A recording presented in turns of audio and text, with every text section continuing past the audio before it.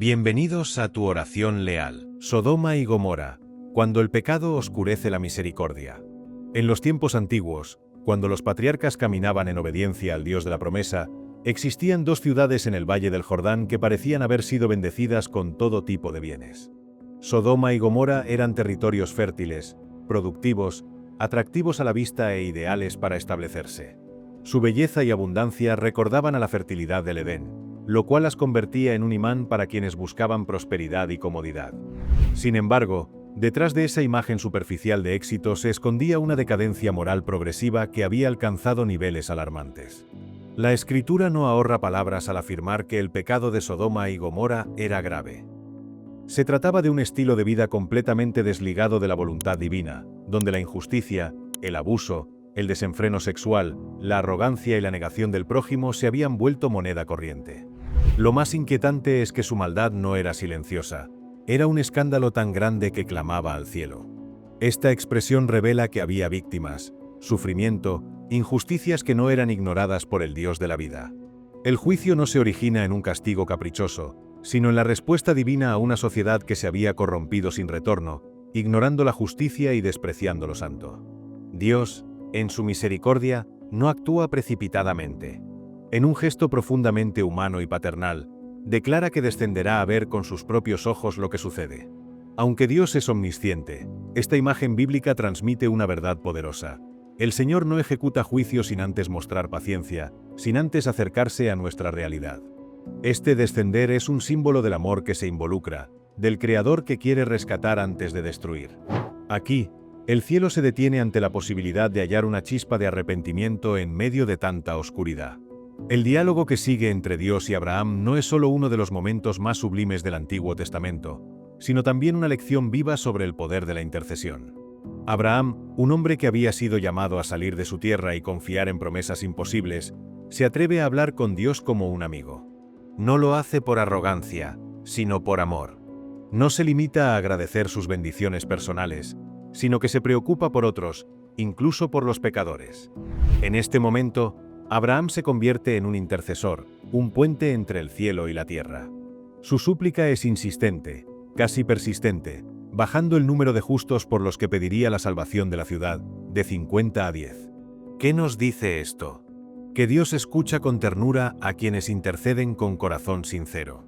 Sin embargo, lo más doloroso es que ni siquiera había 10 personas justas en toda la ciudad. La oscuridad era tan densa que ni la oración de un patriarca pudo detener el juicio. Aún así, Abraham no fue desoído. Su oración tendría efectos, aunque no como él esperaba. Aquí hay una profunda advertencia espiritual. La oración puede mucho, pero no sustituye el arrepentimiento personal. Podemos orar por nuestras familias, nuestros amigos, nuestros pueblos, pero llega un momento en que cada persona debe responder individualmente al llamado de Dios. La intercesión no anula la responsabilidad personal. La salvación es un regalo ofrecido, pero también es una elección que debe ser aceptada con libertad. Cuando el corazón humano decide endurecerse y rechazar sistemáticamente a Dios, ni la oración más ferviente puede evitar las consecuencias del pecado. La figura de Lot resulta ambigua y profundamente humana. Él era un hombre justo, según afirma la segunda carta de Pedro, pero había hecho elecciones cuestionables. Al separarse de Abraham, optó por establecerse cerca de Sodoma, y más tarde, dentro de ella. Su decisión estuvo motivada por la riqueza de la región, una tierra que prometía comodidad, estabilidad económica y bienestar material. Sin embargo, esa elección lo colocó en una posición espiritualmente riesgosa. Vivía rodeado de inmoralidad, soportando cada día un entorno que ofendía a Dios, pero permanecía ahí, tal vez por costumbre, conveniencia o temor al cambio. Lot representa a muchos creyentes de hoy, personas que conocen a Dios, pero que han permitido que su entorno moldee su manera de pensar y vivir. Personas que han hecho compromisos con el mundo y se han acostumbrado al mal como algo cotidiano. Cuando los ángeles llegan a la ciudad, no vienen con condenación inmediata, sino con una misión de rescate. La Escritura muestra que Lot los acoge con hospitalidad, revelando que aún quedaba en él un sentido de lo correcto. Pero también se evidencia su fragilidad. Al ver la violencia de los hombres de la ciudad, ofrece a sus hijas en lugar de los visitantes, un acto desconcertante que muestra hasta qué punto el entorno había distorsionado su juicio moral. Aún así, Dios no lo abandona. Los ángeles lo instan a salir, lo apremian, lo toman de la mano cuando duda. Aquí se revela el corazón del Señor. Incluso cuando estamos en medio de nuestras contradicciones, Él busca nuestra salvación, nos extiende la mano, nos urge a huir del peligro espiritual.